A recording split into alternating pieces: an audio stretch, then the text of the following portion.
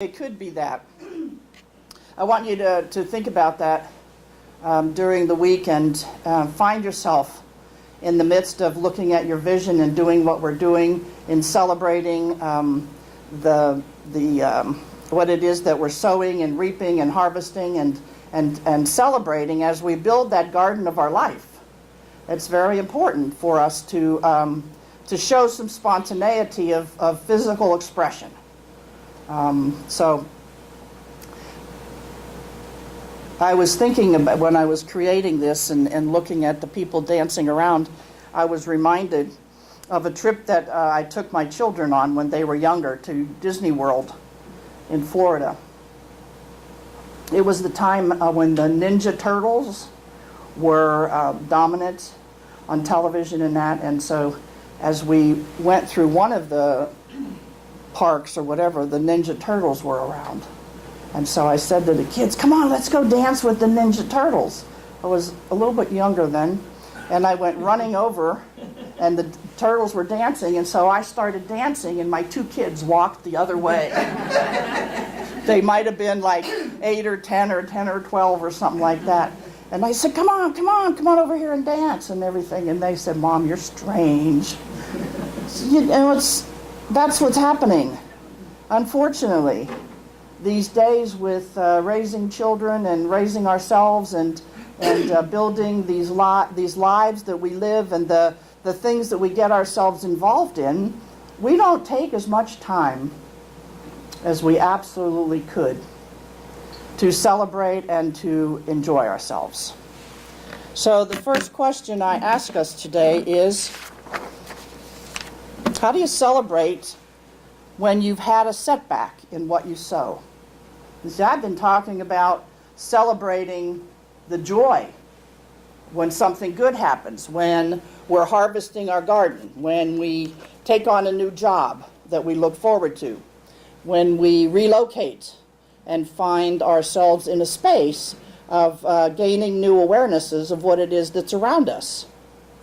Okay, so but the idea is in harvesting, when we plant something, when we're sowing our garden in life, when we're taking chances, when we're moving out there and trying something new and different, there could be a setback. Do you find that that's a time to celebrate?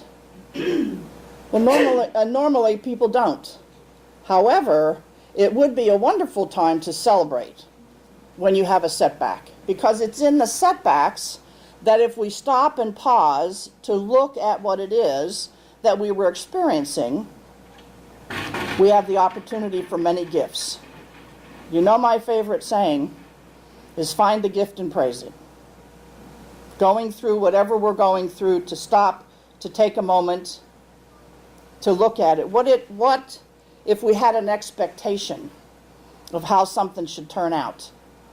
We created a picture in our mind of what it is or that we wanted to experience, how the job should turn out. It was something that we really wanted to have badly, the relationship that we got into because we were enamored with the appearance of an individual. Then we get into the relationship and we find out, there's some rough edges in this relationship. There's some rough edges in this job. It feels like it might be a setback. But if we allow ourselves to pause and to look at it for what it is, there's a gift in that for us to learn. There's something for us to experience differently. This morning we were talking about all these things. I was telling Max and Tommy that as we were having the conversation, they were actually talking about things that was going to be pretty much the content of what I was going to be speaking about today. Because we all know these things. We all know that when we set out on the journey of life, to begin ourselves in anew, to begin ourselves in a relationship or a job or a financial circumstance or something that shifts us from maybe the zone where we find comfort and moves us into something that appears not to be as comfortable, we find that we have to adjust ourselves. We might have to change the rules of the game. We might have to understand better what the rules are going into whatever it is that we're endeavoring to take on. The question in looking at celebrating, whether it's a setback or whether it is a accomplishment, is to ask ourselves, do we really believe that we deserve to celebrate?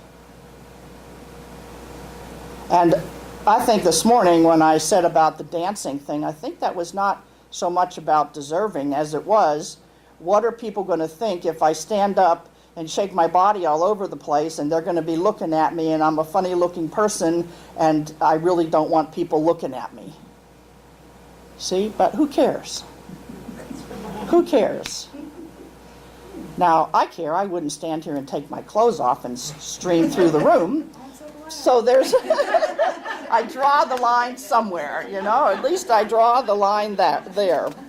Tommy is completely opposed. Yes, she's opposed to that. And I don't know why she hasn't seen me in her house in that manner, so she would have no idea. And you can bet your bottom dollar that it will. You know, the reading that I read this morning from the Richard Bach book said, by your choice, dwell you now in the world which you have created. Whatever it is that we're experiencing, on some level, we created it. Whether we attracted it to ourselves, whether we brought ourselves into it, whether it was something that we were to have an experience of, to learn from, in some regard, we created that. And so the thing is, what you hold in your heart shall be true. That gives us food for thought to consider, what is it you're thinking that resonates or not with your heart? Because what thoughts you're thinking are going to manifest. And what you most admire, that shall you become. Now, it's really interesting to think that if something happens to us that we wouldn't exactly wanted to have had that experience, we would say, well, I didn't admire that. How is it that I find myself becoming that? On some level, there's something in the thought process, in the memory, in the unconscious field that's giving us the opportunity to either buy into the appearance of what's around us or drawing it forth from something unhealed within us.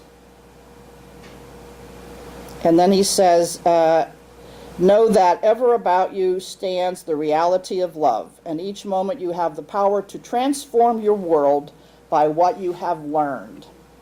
Einstein said, continuing to do the same thing over and over and expecting different results is the definition of insanity. See? And then I said to Tommy, mentioned that this morning, and then I said, I had a minister in Dallas who counseled with a couple that were about to get married. And the man sat there and very casually was talking about his previous 6 wives and all the various things that they did or didn't do or should have done but didn't. And the minister said to him, and have you ever given thought to what the common denominator was in those 6 marriages? You see, because wherever we go, there we are. And when we think about taking ourselves out into life and experiencing it, we have to recognize that the power and that presence within us and how we actually understand the law is going to play out in our lives. What you think manifests. So the next slide says, sowing and reaping is the same process over and over. Turn, turn, turn. For everything there is a season. Sowing and reaping is the same process over and over. Regardless of whether that process is from spring, when we sow, to fall, when we harvest, in plants and crops and things like that, or whether it's when we get married in 1 year and 10 years later find out that what we thought we wanted to have was no longer there in that relationship and we end it, or we get married and 35 or 40 years later we find out that we're just as blissfully happy as we were. But it's the process of constantly sowing and reaping through the thoughts and the ideas that you have and that you place into your experience. So when you recognize that you're responsible for your life experience, and in the science of mind we teach that we're always at choice. And I want you to remember the quote that I use quite frequently, that's by a gentleman by the name of W. Mitchell. He says, it's not what happens to you, it's what you do with it that matters. And I've told you his story of his experiences in motorcycle accidents and burning his entire body and flying an airplane and wanting to learn how to fly an airplane, and then having a crash and having more fire burn his body to the point where he was not identifiable from the person that he was previous to those accidents, but he lived. And the medical field supported him through plastic surgery and many other things.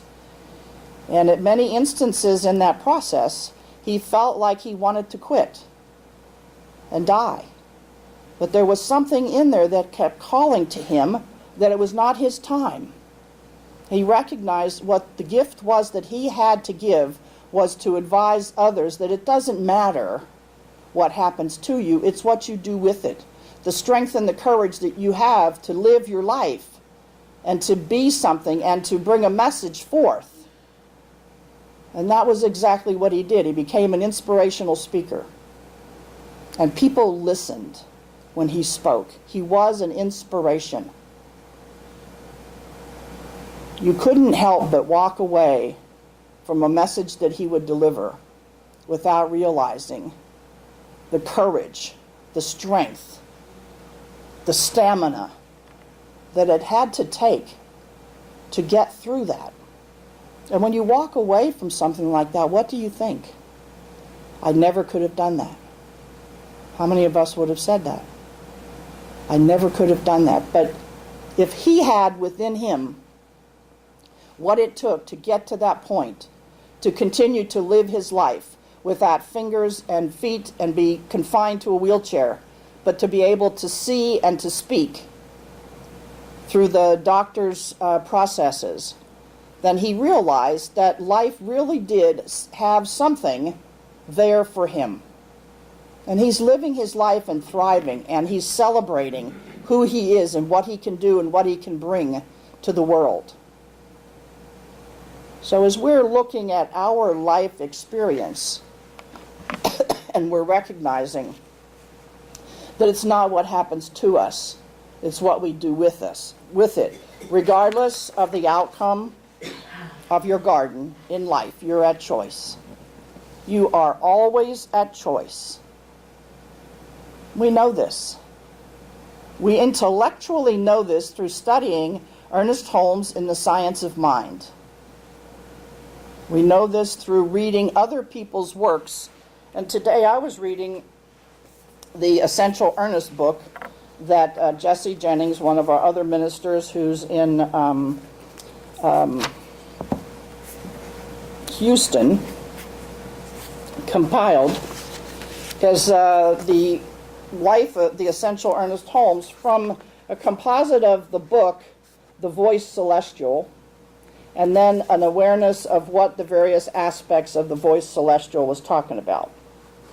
And I came upon this point this morning, and it says the world has suffered enough. Let me read just a bit of it to you. The science of mind is a personal use of universal spiritual law. Its use can change conditions for the individual. And when individuals recognize themselves to have a choice in their lives, the world seems a better place.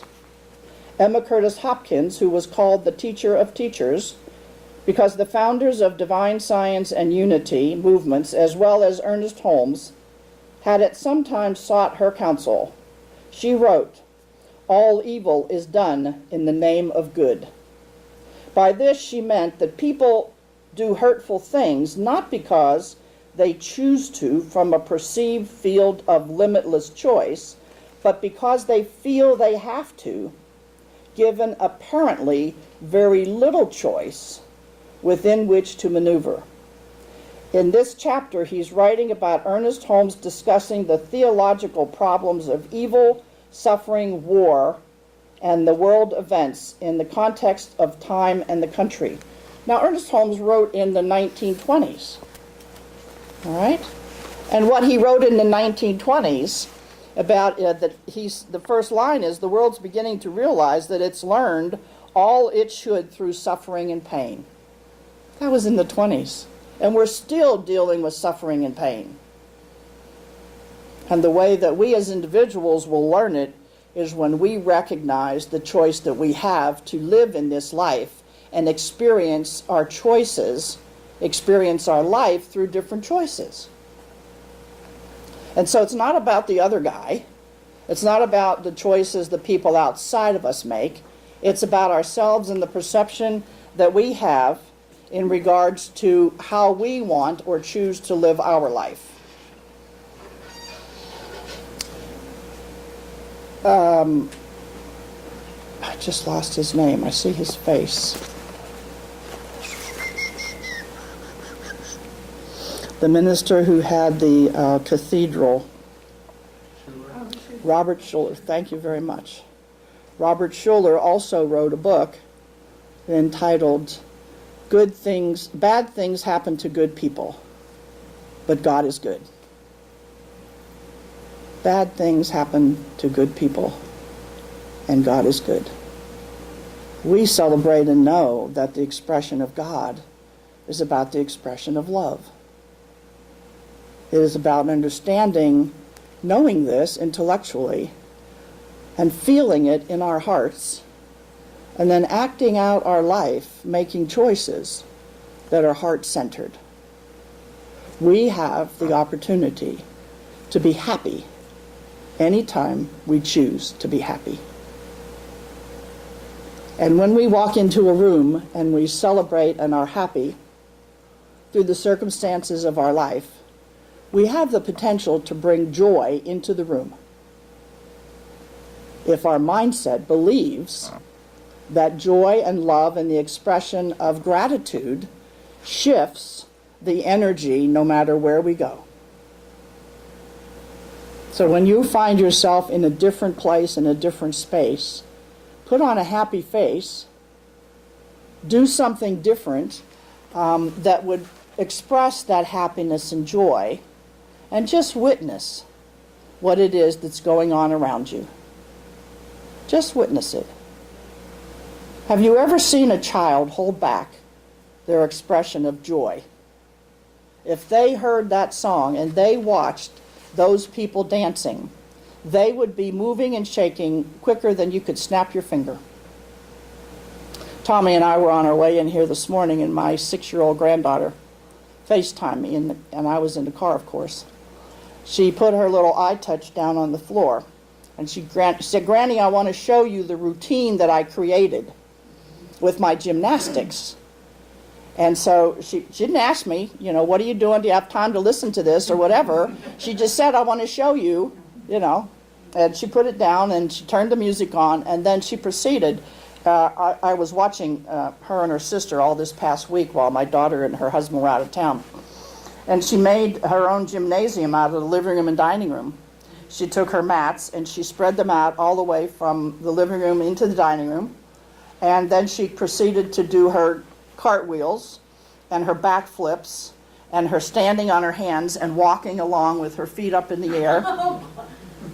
She'd get her feet up in the air while she's walking, and then they taught her how to split her legs to the side, and they taught her how to split her legs front and back. And she's doing all these things. Of course, periodically she would fall down, but that didn't stop her. She just kept right on going. And she'd go all the way to the dining room, and then she'd come all the way back, and then she'd start it over again. And she did, I think the song played probably for about 3 minutes. And then she said, "I have another song here too. I have 2 of them. Which one do you want to listen to?" And I said, "Well, sweetheart, we're going to church." "Where are you?" "I'm in Midland. I'm in the car and we're going to church." "Oh, okay." So I said, "I'll call you later and you can show me some more later." But you see, children have that vitality. They have that vibrant they have that ability to just rise above whatever they're doing. And so I suggest we take our lead from the children in our life. And regardless what it is that we're experiencing, good, bad, or indifferent, that we find the way to reach in, find the gift, learn something from our experience, and celebrate it. Because once we've learned something, it truly is an opportunity to celebrate. And we did some visioning this week, Pam and Carol and I, and in one of the questions we asked, the answer that Pam got was the good, the bad, and the ugly. And I asked her if Clint Eastwood was in there, and she said, yep, he was right in there with it. So we have to deal with these things, and we can phrase them and frame them in any way that we want to. We can call them all good experiences, because in the midst of the experience, we have the opportunity to learn and to grow. And so what we might have titled bad is now an opportunity for good. So let's practice that this week as we go forward. And at this time, let us have some prayer. We close our eyes and we give thanks. We give thanks for the infinite expression of life that we each experience. And we recognize that everything that we have experienced up to this moment has truly been a gift for us to grow, to learn, to understand, to awaken. And in so doing, have the opportunity for new and different choices in our life. What we sow, we reap. What we plant, harvests. And we are in charge of our garden.